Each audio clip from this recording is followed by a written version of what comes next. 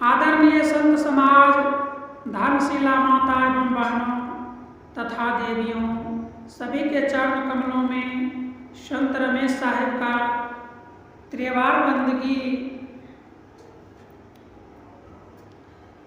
आज के दौर में जो ब्राह्मण पंडित होते हैं वह धर्म का ठेकेदार बन गए हैं। बोलते हैं, लोगों को पढ़ाते हैं कि जितना मर्जी पाप करो और भगवान का पूजा कर दो, हम सारा पाप काट देंगे। धर्म का ठेकेदार बने हैं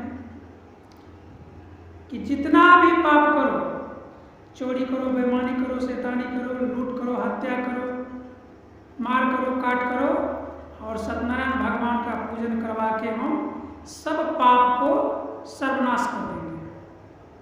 इतना बड़ा बड़ा ठेकेदार बन गए हैं, धर्म का ठेकेदार। उनको अपना पता नहीं है कि हम क्या कर रहे हैं और दूसरे का वो पाप काटने में लगे हुए हैं। और पंडित लोग क्या करते हैं, गंगा जी से जल मंगवाते हैं और गंगा जल पिला करके बोलते हैं आपका सारा पाप कट गया। सत्यनारायण भगवान का पूजा कर दो और सारा पाप कट गया। लोग विश्वास भी कर लेते हैं। जो पहले 50 साल 60 साल पहले क्या होता था, शूद्र को कथा सुनने के लिए नहीं दिया जाता था। अगर कोई भूल से भी कथा सुन लेता था तो उनके कानों में रंगा डलवा दिया जाता था। और जो कोई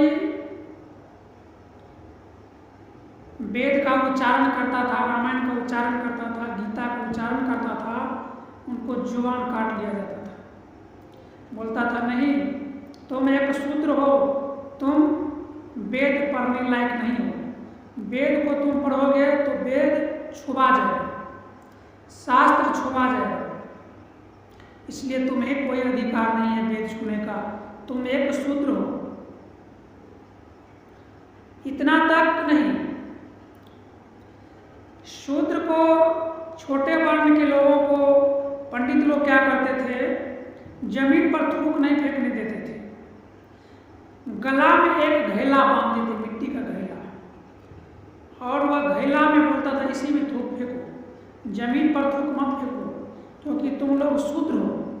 अगर जमीन पर थूक फेंकोगे तो जमीन अपवित्र हो जाएगा, अशुद्ध हो जाएगा, फिर उस जमीन पे हम कैसे चलेंगे बताइए।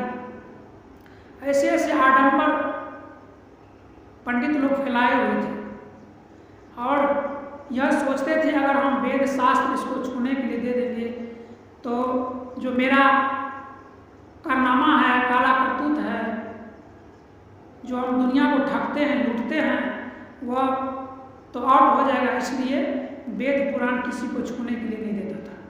शूद्र को छूने के लिए वेद पुराण नहीं देता था। पढ़ने की तो बात अलग है, छूने के लिए भी नहीं देता था। बोलता था तुम अलगे रहो, छुपा जाएगा मेरा वेद पुराण, क्योंकि वह जानता था कि जैसे यह वेद पुराण पढ़ेगा मेरा भेद खुल जाएगा। जो हम धर्म का ठेकेदार बने हैं, करते हैं पाप, करते हैं हत्या और कहते हैं हम अपने आप को पंडित जी है, अपने आप को हम भगवान के दूत हैं, हम यह दुनिया से भवसागर से पार कर देंगे।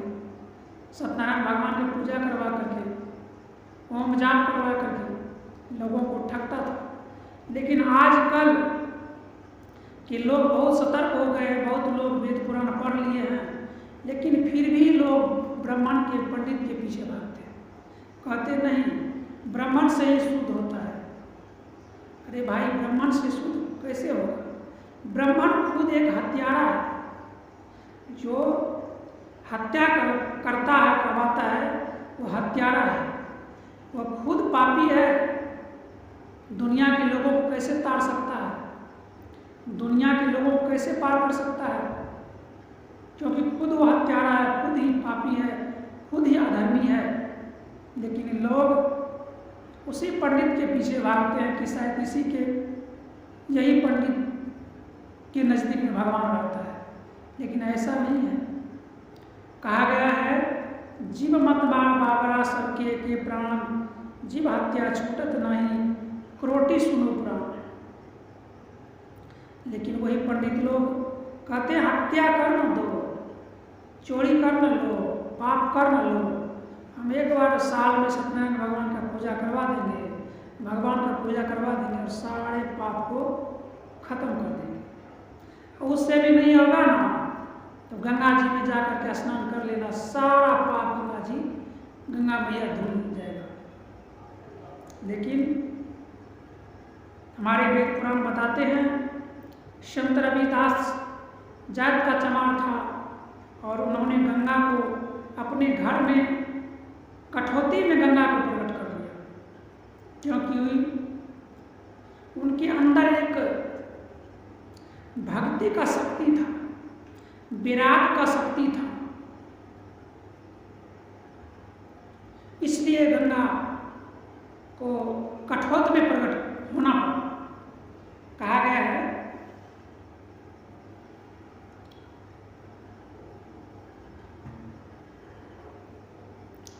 कबीर माने निर्मल भया, जैसे गंगा नीर, पाछे पाछे हरि फिरे, कहत कबीर कबीर। जिन मनुष्य के अंदर में सत्यता आ जाता है, विराग आ जाता है, भक्ति आ जाता है,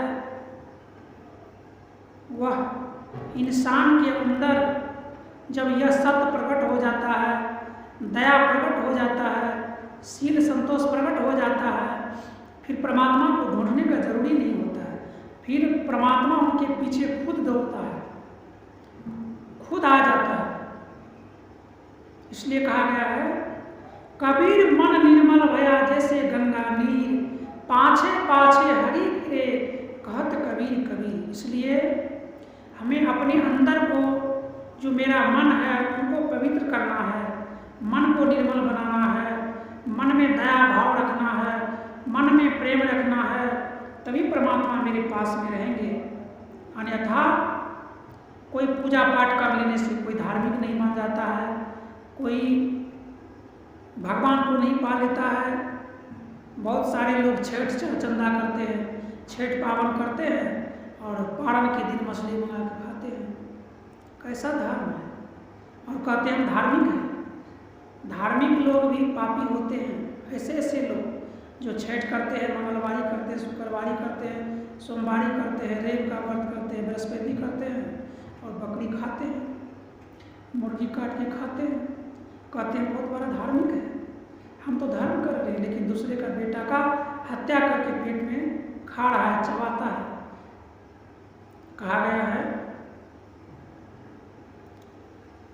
अन्न भखेसो मानवा, मांस भखेसो स्वान।